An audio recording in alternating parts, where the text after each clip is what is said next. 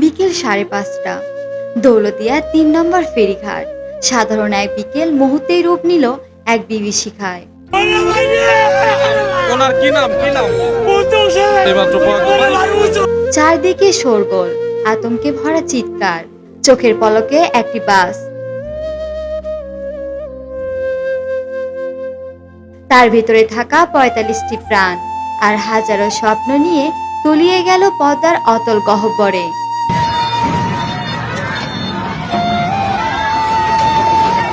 নদীর পাড়ে দাঁড়িয়ে আজ এক পিতার গগনবিদারী আর্তনাদ।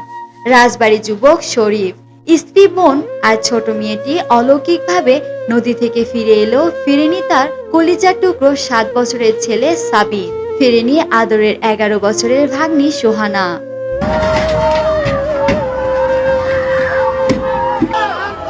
শরীফের কান্নায় আজ পদ্মার তীরে বাতাসও যেন ভারী হয়ে উঠেছে।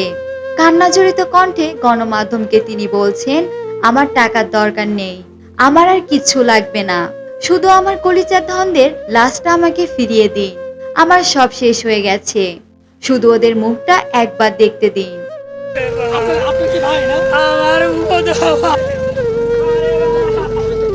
উদ্ধারকারী জাহাজ হামজা কাজ করছে, ডুবুরিরা লড়ছেন উত্তাল স্রোতের সাথে। ওনার কি নাম? কিন্তু বেশির বৃষ্টি বারবার ব্যাহত করছে উদ্ধার অভিযান। সময় মতো বাড়ছে শরীফের মতো স্বজনহারা মানুষের অপেক্ষার প্রহর।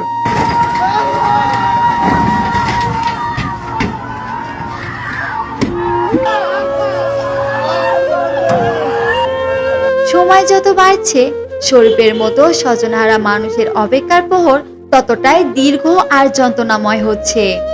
বহু মানুষ আছে তো বাসের ভিতরে।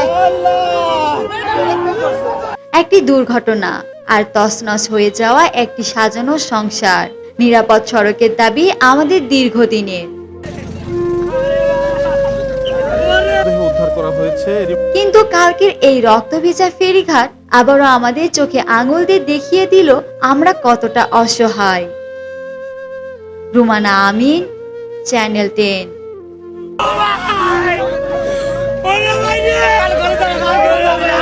উঠেছে, আপনারা দেখছেন।